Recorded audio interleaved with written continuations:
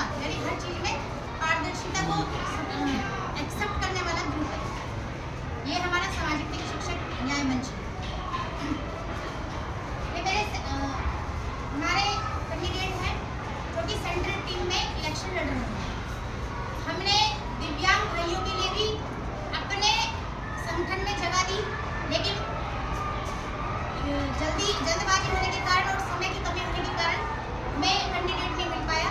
उनको भी हमने अपने संगठन में 4% की रिजर्वेशन हमने दिया है।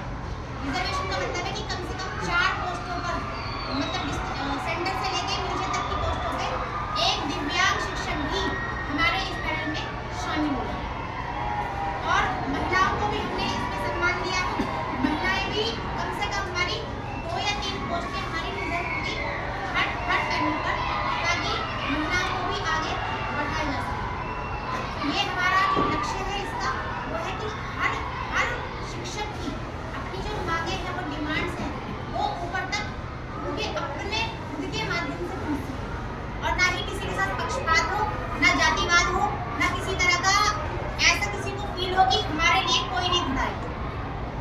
अगर आप सामाजिक न्याय शिक्षक मंच से जुड़ते हैं तो ये शिक्षक मंच समझ लीजिए कि हर व्यक्ति प्रेसिडेंट है और हर व्यक्ति को अपनी बात रखने का अधिकार है। जैसे कि अभी बहुत सारे वादे किए जा रहे हैं कि हम ये करा देंगे, वो करा देंगे, लेकिन आपको जैसे कि सबको पता है कि जो पैनल है, जो जीएसटी का जो पैनल है, इसके पास मुख्य रूप से तीन प्रकार से ही कार्य कर सकती है। जैसे पहला होता है कि हम प्रतिवेदन लेंगे, यानी लिखकर जो भी हमारी डिमांड्स है वो लिखकर हम आगे तक पहुंचाएंगे और उसको इम्प्लीमेंट कराने का प्रयास करेंगे।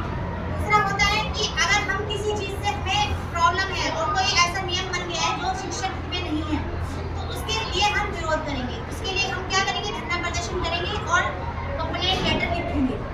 ये एक प्रोसेस होती है। तीसरी होती है कि अगर हमें कोई कानून पास करवाना है, कानून पास करवाने की वैसे कैपेबिलिटी जीएसटी में नहीं है, क्योंकि वो हायर ऊपर जाके स्टेट लेवल पर या सेंटर लेवल पर डीयूपीटी के माध्यम से ही मतलब हम लोगों तक वो पहुंचते हैं, क्योंकि हम पे डीयूपीटी के रूल्स ही लागू होते हैं। लेकिन हम उसमें अपना एक मेंबर रख के कि हमारा भी पक्ष सुना जाए, तो वो शिक्षकों का जो पक्ष है वो कानून निर्माण में भी हम लोग पूरा अपना मतलब सहयोग देंगे। यही हमारे जीएसटी का एक मतलब मेनली जो पावर्स होती है। इससे ज़्यादा पावर हम लोगों के पास नहीं है। इतनी बड़ी कोई ऑर्गेनाइजेशन नहीं है कि वो कानून बना दे या ये कर दे। ये सब तो जिनके पास पावर है वही कर सकते हैं, लेकिन हम केवल अपने सुझाव दे सकते हैं और उसको बनाने में जो हमारे समस्याएं हैं या हमारे जो सुझाव है केवल वो देने की कैपेबिलिटी जीएसटी के पास है। ये जो संगठन है ये पहली बार आ रहा है और महिलाओं को भी इसमें सम्मान दिया गया है, दिव्यांगों को भी इसमें सम्मान दिया गया है और इसमें किसी तरह का कोई भी पक्षपात नहीं है। सबसे बड़ी बात है कि सब कुछ शिक्षकों को लेकर चलेगी और उनकी लीडरशिप को मजबूत करेगा। आज हमारी आवाज दबी हुई है। अभी तक हमने देखा संगठन तो बन गए हमारे, लेकिन वहाँ एक तंत्र चल रहा है, लोकतंत्र कहीं दिखाई नहीं देता।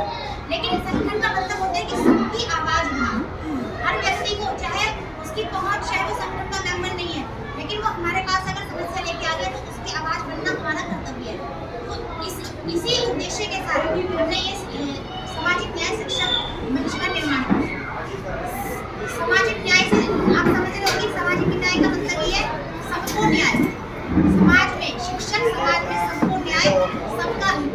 और हमारा एकमात्र लक्ष्य, हम किसी मंत्री की चमचागिरी नहीं करेंगे ना हम, और अगर शिक्षक समाज को दबाने के लिए कोई भी प्रयास किया जाएगा ऊपर लेवल पर भी, पार्टी के लेवल पर भी, कभी भी हम उसको एक्सेप्ट नहीं करेंगे। बल्कि सर्वसभा से, सबकी सम्मति से शिक्षकों के बीच में बैठकर राय बनाकर अपनी चीज़ों को रखेंगे। जो वहाँ से हमें गाइडेंस मिलेगा आप शिक्षकों से, वही चीज़ को ऊपर हमारा संगठन करेगा। यानी कि हमारी पहली आवाज़ है वो शिक्षक की आवाज़ है, ना किसी मंत्री की है, ना मंत्री की है और ना ही किसी संगठन पॉलिटिकल पार्टी की आवाज़ है। तो इसलिए इस शिक्षक संघ का जो हमारा सामाजिक शिक्षक न्याय मंच है इसकी शुरुआत है। यही हमारे इसके उद्देश्य है।